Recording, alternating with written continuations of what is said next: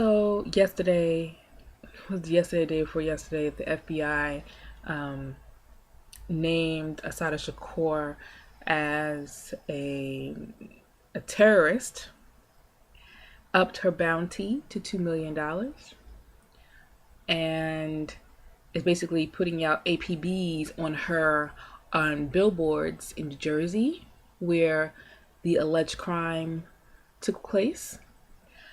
And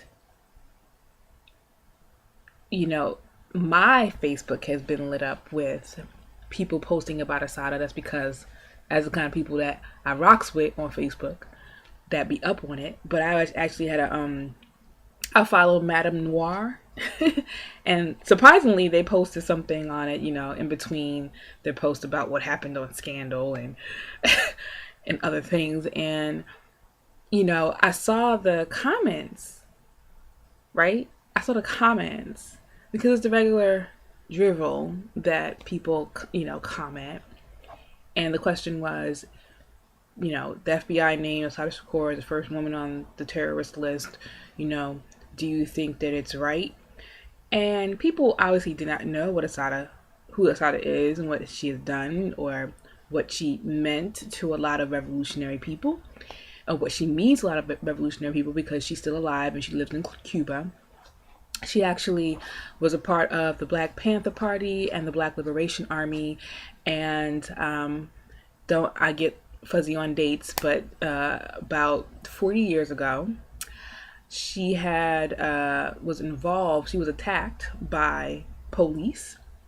She ended up coming close to death because she was shot herself.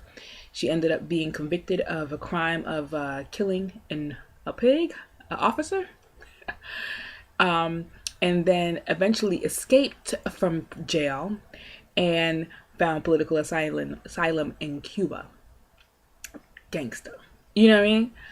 And for the U.S. government to call her a terrorist basically speaks to what I've been saying all along, which is that Black people are seen as internal terrorists. We are potential internal terrorists to the U.S. way of life.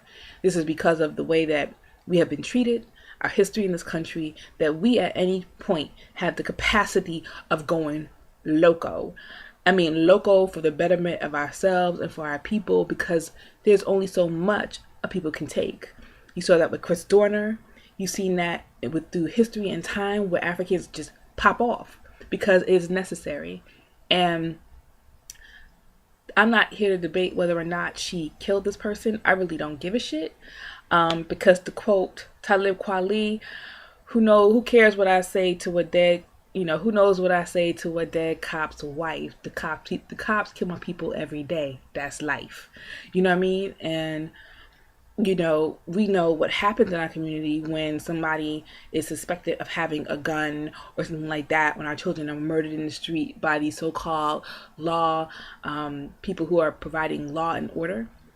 And so, like, for me, for when they have officially now characterized the struggle against national oppression as terrorist act, that envelops a whole bunch of organizations and groups. Because back then it was subversive and it was COINTELPRO, and these things were revolutionary changes that were happening all across the country and all across the world, but it wasn't deemed terrorist. Now anybody that supports Assata, anybody that is in about national liberation, about liberation of themselves and their freedom and self-determination, can be labeled as a terrorist, and therefore are subjected to the NDAA, the National Defense Authorization Act, that I mentioned when that shit came out like 2 years ago, when Obama signed that shit into law. And so now I want y'all to understand that everything is connected. So now Black people, y'all are terrorists. Because for us to get in the streets and be upset that the police is stopping and frisking our young people or ourselves, or that we are upset because of the basically cowboy and Indian style murder of our people, and the discontent we have with an oppressive, suppressive government, all of our actions toward shaking that off of us is now deemed terroristic. Because that's exactly what Assata did. That's exactly what Assata represents. And I want y'all to understand the huge ramifications of that, and why that naming her a terrorist is supposed to have some reverberation across the revolutionary movements to make us scared of speaking up and speaking out about things that should be done.